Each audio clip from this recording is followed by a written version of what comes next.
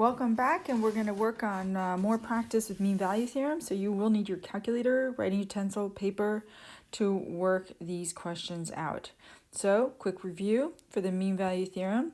You have a few necessities. You need to make sure that the conditions are met, continuous on the closed, differentiable on the open, and if those cases exist, then there's definitely a C within these x values where the average rate of change, the slope between those two x values, is equal to the instantaneous rate of change right here.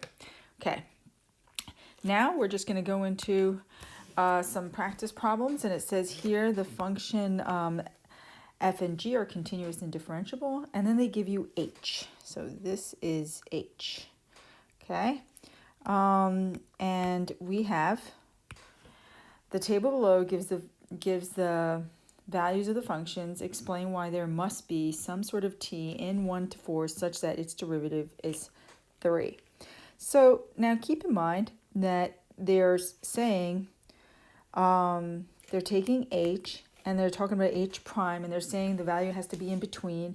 So it could be your brain may go to intermediate value theorem or mean value theorem, but because of the going from function to derivative, your brain should think mean value theorem. And you should state that. If you don't state it, they are taking off points now, where they didn't used to if you described it well enough. So I think they're getting all nutso about that, so make sure you state it, okay? So, so let's say, so you can say mean value theorem, okay? Mean value theorem says, or according to the mean value theorem, whatever, that since and we're talking between these two values, they're very specific about it. And you have to show that the slope is going to be 3. So so I'm going to need to figure out what we're talking about. Let's think about that first. Hold up.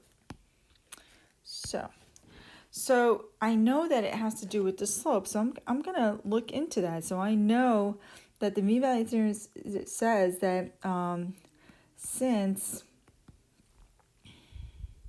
h is continuous on the interval of 1 to 4 and differentiable on the interval of 1 to 4 in parentheses, then there is a C, oh, they said T, let's change it to T, in such that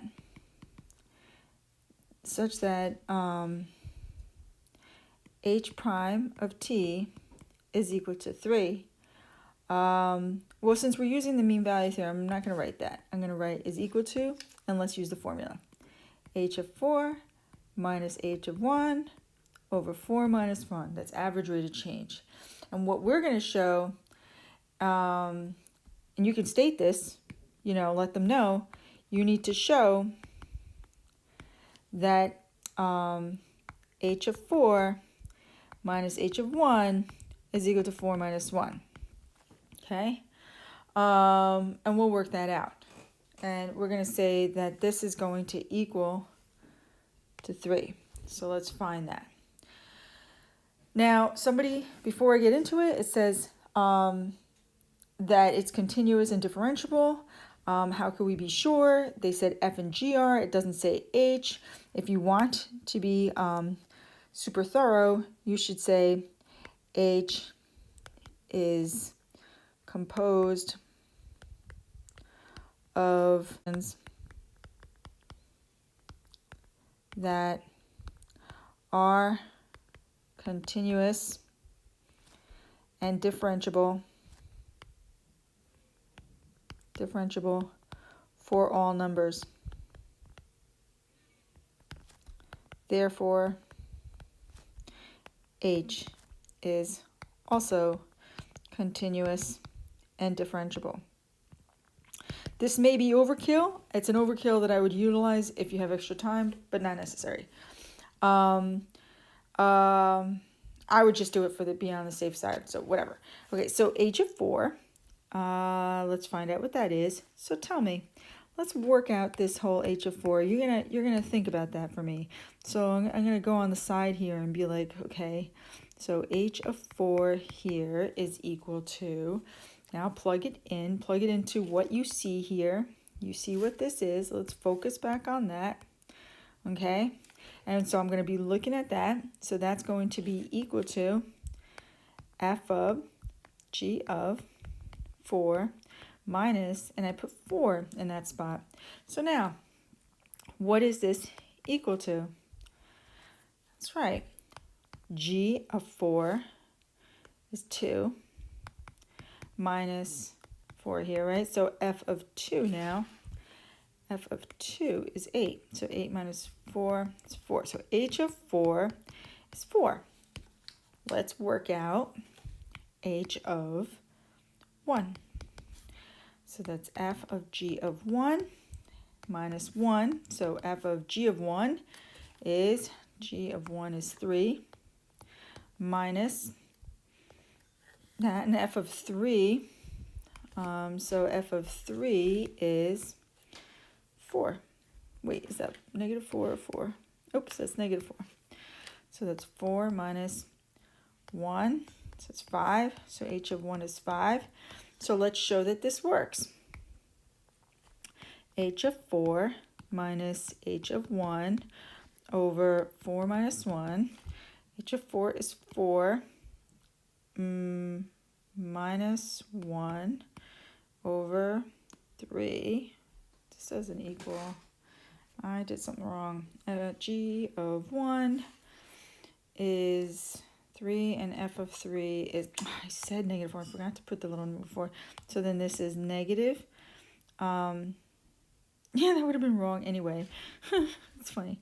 So that's going to be negative 5. Right, sorry.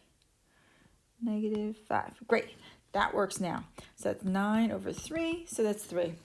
So you've shown it. Let's move on.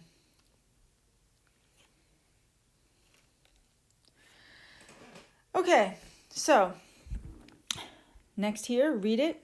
Amusement park has this interval 0 to 45 seconds. They give you the velocity. They give you the acceleration. Okay.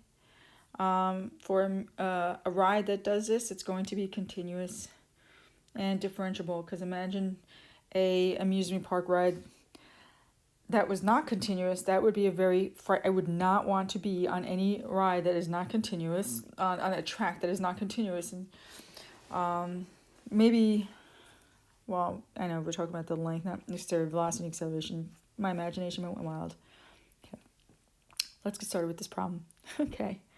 So now, from 0 to 45, does there seem to be a time when the vehicle has no acceleration? That would mean, oops.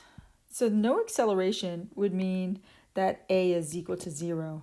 Now, if you focus solely on a, remember, the intermediate value theorem just looks at one function. It's not of the derivative as well. So if you just look at a, I can try intermediate value theorem, which would mean it has to be continuous, and that's it. But all you need for the intermediate value theorem is we need to know, is there any time in this interval that a is equal to 0? And I don't see any indication of that. You know, the velocity is going up, then it's going down. I'm sorry, the acceleration is going down, but then it goes back up. But we don't know that it ever gets negative. So if it was any of these were negative, we could have just been done with intermediate value theorem, and we would have been done with it. But there are no negatives to show, no negative to show, no negative in a of t to show sign change. So since we cannot show that sign change, we cannot use intermediate value theorem. So that brings us back to needing to use this other one. We're going to need to use the velocity and its derivative. Okay? So we're going to use mean value theorem on v of t, and that will give us information of v prime of t, which is equal to a. So I'm going to just go over the theorem real quick.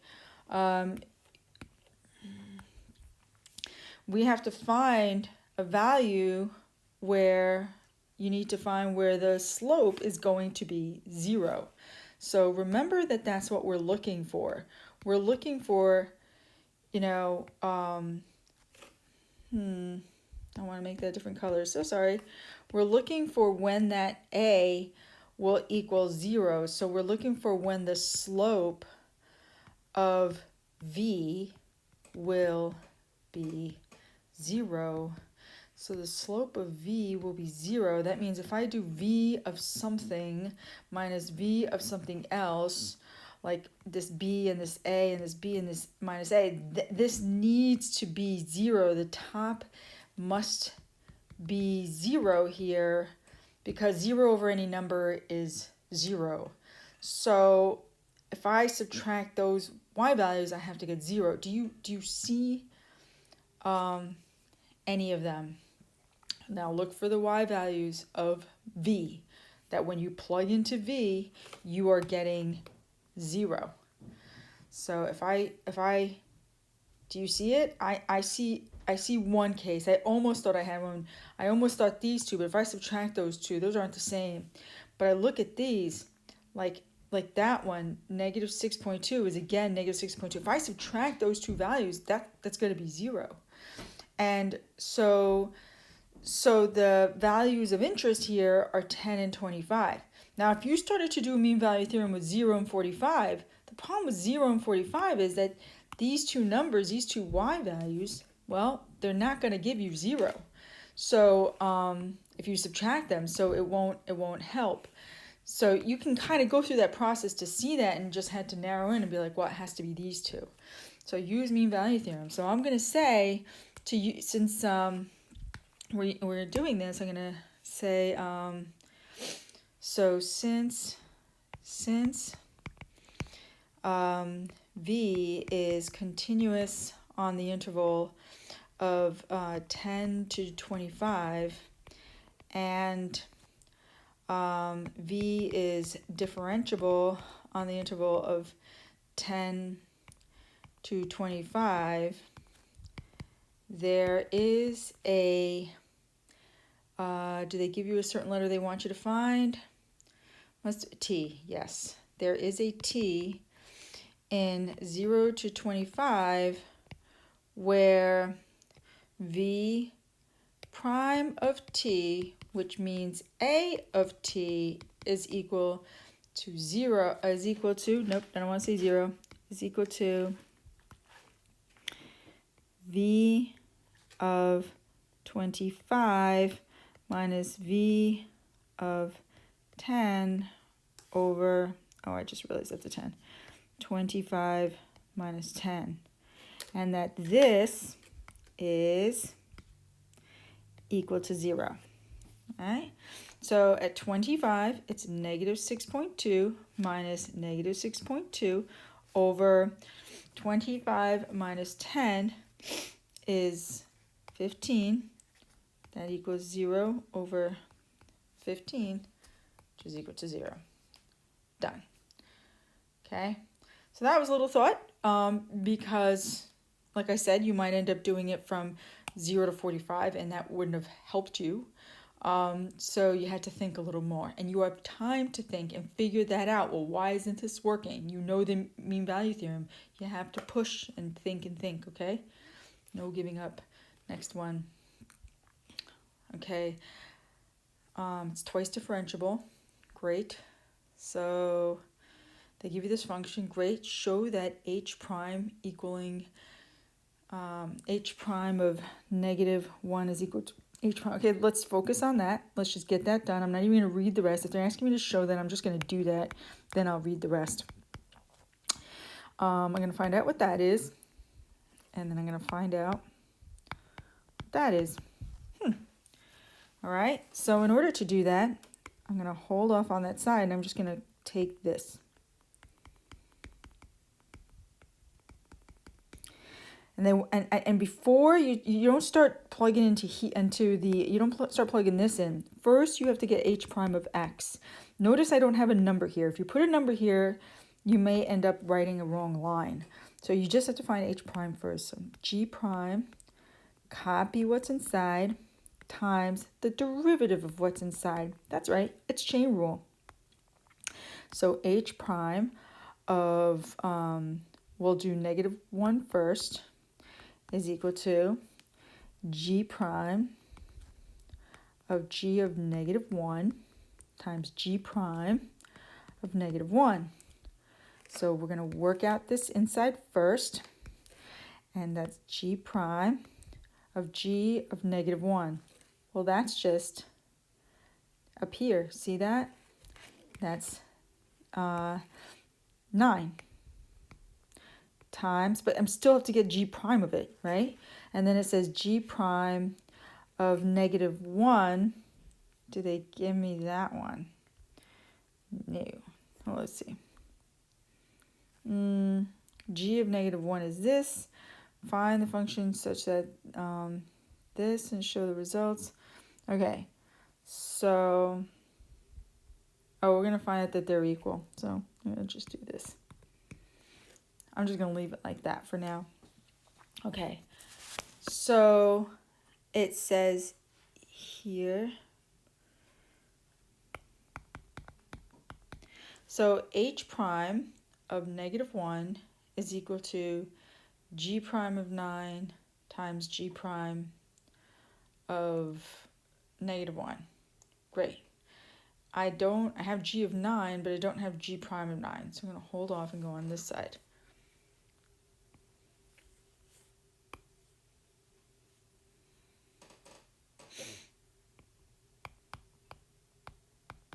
So now h prime of 9. H prime of 9, oops, I'm going to use, well, no, that's not an oops. I'm just going to use what I have of h prime. This is what I'm going to be looking at.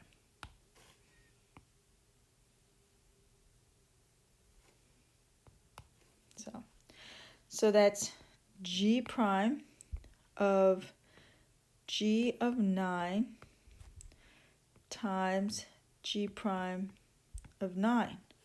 Because I don't know what else to do with this. I'm like stuck. I'm looking at it. I'm like, where do I go with that? So I'm going back to, so I just started to go on this one. And now that I started to do it, I'm starting to see, aha, I see where they're going with this. Tricky little guys. I see that this here happens to be exactly the same of that, just reversed. Right? Because g of 9 is -1. So this is g prime of -1 times g prime of 9.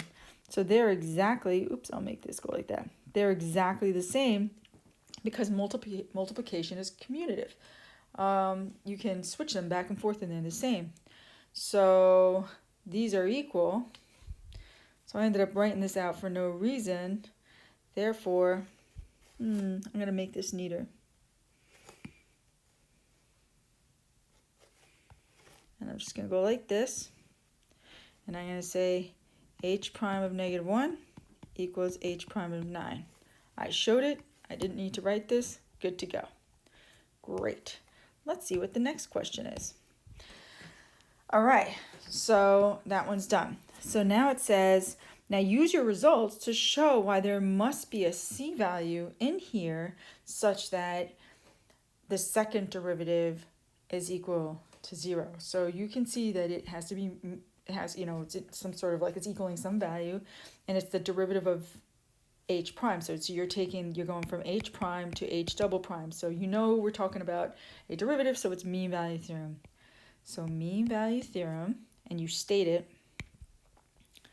says that, and we're just writing the theorem down. So we're talking about h prime, that since h prime is continuous on the interval of -1 to 9, and h prime is differentiable on the interval of -1 to 9 , then sorry, there must be a C, they use C, right? They did. For -1C to 9, where since we're talking about H prime, the derivative of that is H double prime of C is equal to, and let's use that formula, H prime of 9 minus H prime of -1 over 9 minus -1. So yeah, the bottom is 10, but we already showed these two are the same, so this is equal to 0 is equal to 0. Okay? You wrote your the initial, like what the conditions, and you wrote the slope. They like to see that. We're good to go.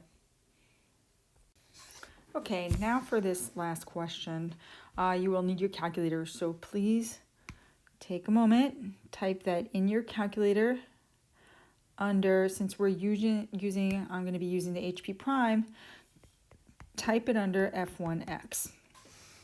Now let's examine the situation. You have a point P and a point Q, and they're asking you to find, and this is on the y-axis, so you know that this coordinate is something 0.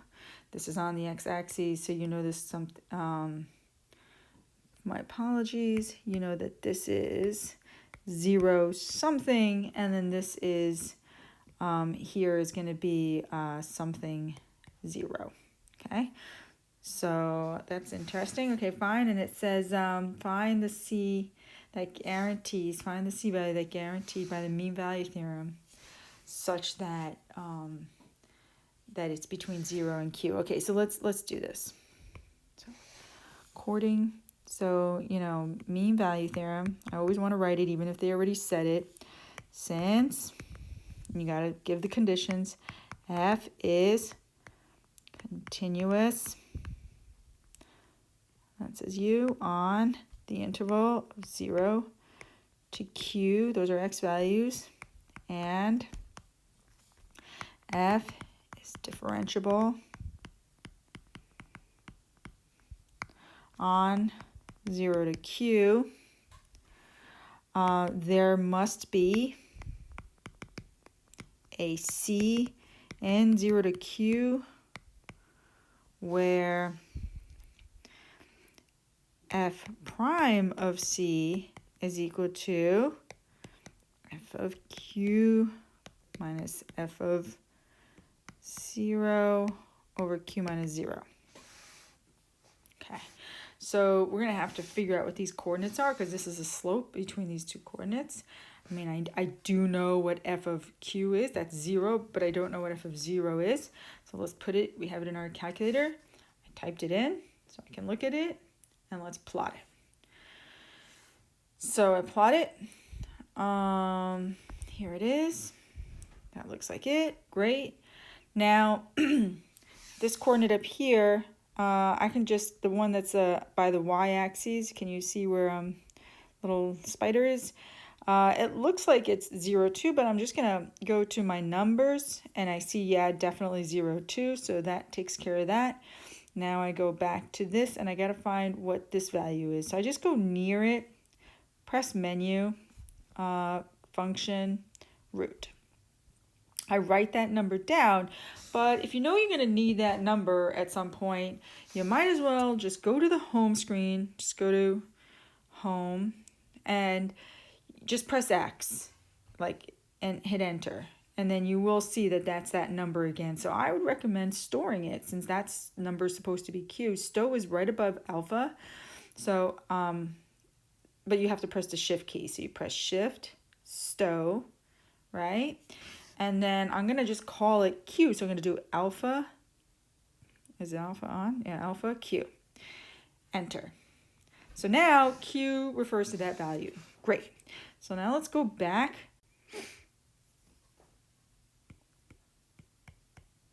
Okay, great. All right, so now I'm going to plug these into my fraction here. I have this is 0 minus 2 over that Q value. I'll just put Q minus 0. So this is f prime c is equal to negative 2 over the q value. So great, I got to find when the derivative equals that. So I can get the derivative by hand if I want to, but this is a calculator section and they expect you to use your calculator and know your calculator skills. So I am going to go back to my h prime. I'm going to go back to my apps, go back to here. I already have it in here. I need the graph of that. So I'm going to go here and I'm going to say derivative of f1. So f is alpha f1 parentheses. I'm saying it's a function, so I'm putting that in parentheses to make that clear. And I want it for all x values. Okay, and what this will do is it will graph that. Notice I unchecked that top one because I don't want to see both graphs. I just want the graph of this function. So if I graph that, there's my derivative graph, right? I'm going to go back. I'm going to say, okay, now I want to find the intersection of that with, what was it?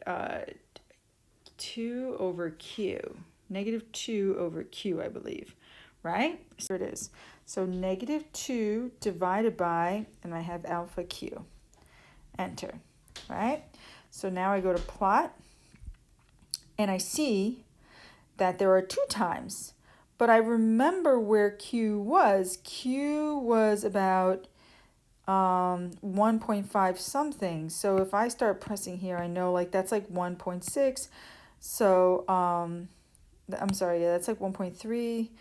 So 1.5, whatever, that's like around here, I guess, right? So the intersections that I'm finding, I'm going to write both of them down. So I'm going to go intersection, function, intersection. Yep. And, oh, I needed to be near there, sorry. Function, intersection, enter, okay? There's one of them. That's 1.42 whatever. So I'm going to write that down, 1.42705. That's one of them. And why do I count that one is because it's between 0 and q. So let's find this other one. Function, intersection, okay, and there's the other one, that's 0.4762 whatever. Now there's others over here I see, but that's way out of the range. The range was only be between 0 and 1.5, so that's that. So I'm going to go back to my PDF and I am going to say that there are 2, find the C value guaranteed. So C is equal to,